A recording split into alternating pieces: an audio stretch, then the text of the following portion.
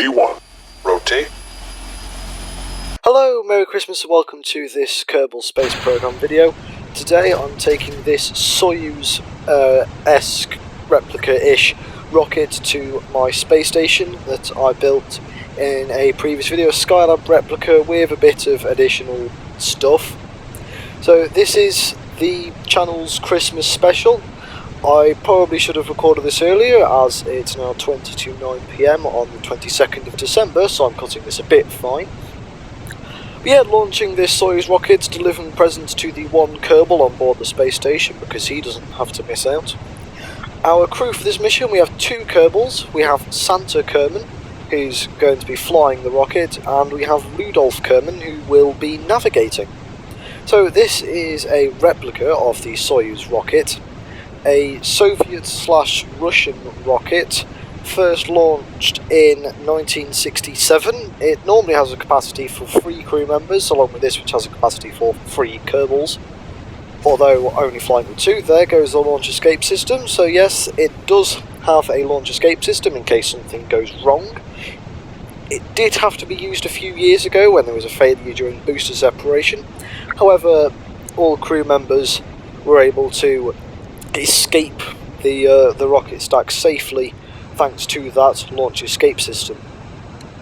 So, as you saw at the start, when I time warped to get the station in the right position, I actually got it in the wrong position. It was a bit too close to the KSC. You should normally have it just about where that continent to the west of the KSC finishes, just jutting out on the peninsula. You can see it in more detail on the video where I expand the Skylab space station, where I brought up a docking module using a Mark II space shuttle, and there go the boosters doing a beautiful Korolev cross there, named for Sergei Korolev, the person who designed the Soyuz rocket. So yeah, there'll be a card in the top right, if I remember, here, for the video where we expanded the station. So yeah, climbing. The central booster of the Soyuz rocket doesn't have the best thrust to weight ratio, which is why I'm pitching up slightly off prograde. Basically, you should aim to have your thrust to weight ratio around 1.5. If it's too low, you probably end up with having too little power. You'll just basically flop over to one side. It won't be good. If you have too much in your thrust to weight ratio, your flight won't be as efficient, as you'll be wasting a lot of power. You'll often get those red flames building up on the outside of your rocket, which isn't good. So, deployed the fairings and opened up the solar panels. On the real Soyuz, the solar panels are one piece, folded on either side. However, a bit difficult to do that in KSP without mods, and I've used 2 of the Making History re-entry pods and some radiators for the descent and in-flight orbital living module thingy-mabob. Yeah, the technical terms. Yeah, it's not rocket science. Oh, wait. Anyway, so running the 2nd/3rd stage, if you count the boosters, of the Soyuz rocket. This is comprised of 4 Terriers plus another 4 Vernier engines. As the Soyuz rocket itself, yes, it only had 1 engine for that upper stage, as it was only 1 turbo pump. However, it powered 4 combustion chambers and 4 nozzles, which is why it looks like 4 engines, plus the outer ones for gimballing, so you can keep pointing where you want to be pointing. Although in the service bay of the spacecraft itself we do have some reaction wheels, and there's also RCS for docking. So, changing our inclination so we're on the right plane for the space station. You want to do that on the ascending node for it to be most effective and most efficient. So warping towards that manoeuvre node now. So to get the right timing for your manoeuvre node, you want to take the time of the burn, divide it by 2, and then start it on that time before the node. For example, if you have a 10-second burn time, you want to start burning about 5 seconds before you reach the manoeuvre node. Let's be planning another one to get us closer to the station. basically plotting our final approach. Not the most accurate, as we didn't have the most efficient launch, which is why we're going to be doing most of the rendezvous using this upper stage. Normally, just after you reach orbit, the actual proper Soyuz spacecraft, operated by Roscosmos, would detach the Soyuz spacecraft from the booster and then do the manoeuvring using the spacecraft's orbital manoeuvring engine. However, can't do that, we don't have much delta V. You can see on the left hand side of the screen how much delta V the actual spacecraft itself has. I can't tell you because the resolution on the preview window in Premiere Pro is abysmal when recording voiceovers to save performance so it doesn't jutter. Yeah, warping towards the manoeuvre node there, burning, very, very quick burn, cancelling it out so we can get it a bit more accurate, although it doesn't quite work. So I warp somewhat close and kill off the relative velocity, burn towards it, doing that a few times, basically the lazy method of docking. It works. In the future I might do a full docking tutorial, like rendezvous and docking. If that's something you'd like to see, leave a comment. And if you're enjoying this video so far, leave a like if you want to see more of this, and also some flight simulation videos that we're going to be doing in the future. Subscribe, turn on the notifications so you don't miss a video, because you know what YouTube's like with notifying people, it is absolutely useless. So yeah, we're approaching the space station. Now, I tried getting the station oriented, and it probably wasn't the best idea, as you're going to be seeing shortly.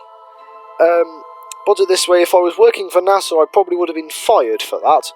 So it's a good job I'm not working for NASA, and not planning on working for NASA. Yet here it is, getting that orientation right, and the spacecraft flies straight past at a very, very small distance. It was probably less than 100 metres, definitely wasn't the safest thing to do. So yeah, burning towards the space station now. You can see well, you will in a minute be able to see the Skylab station, built, inspired by the Russian Skylab, and then with basically a nose on the front of it, which was added in a previous video. So we can actually dock spacecraft with regular sized docking ports, such as this Soyuz and the space shuttle that actually delivered that module. Previously the spacecraft was using a junior sized docking port. So yeah, flying towards the station using RCS and cancelling relative velocity.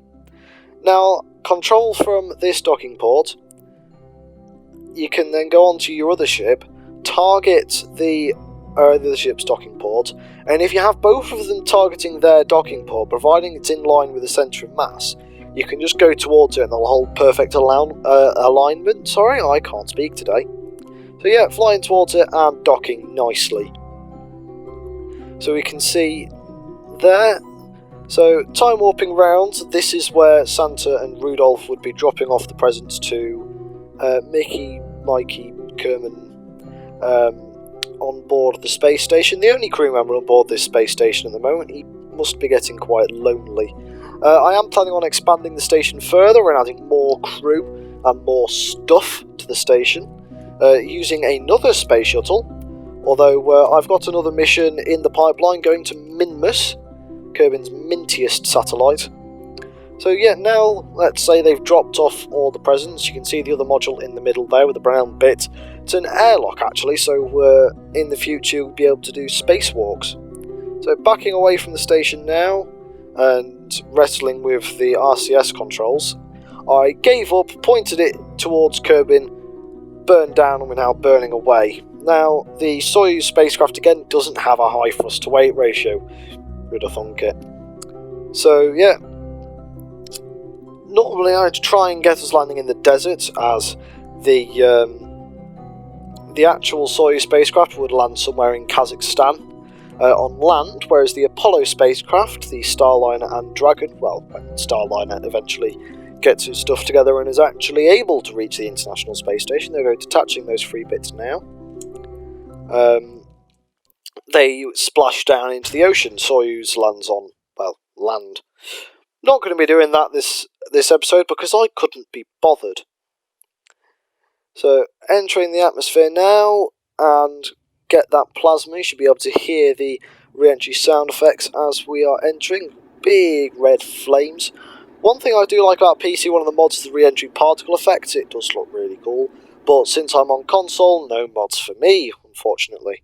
So, the parachute will shortly be deploying, although not fully. And then after that we can get rid of that heat shield. There we go, there's the parachute. So get rid of that heat shield.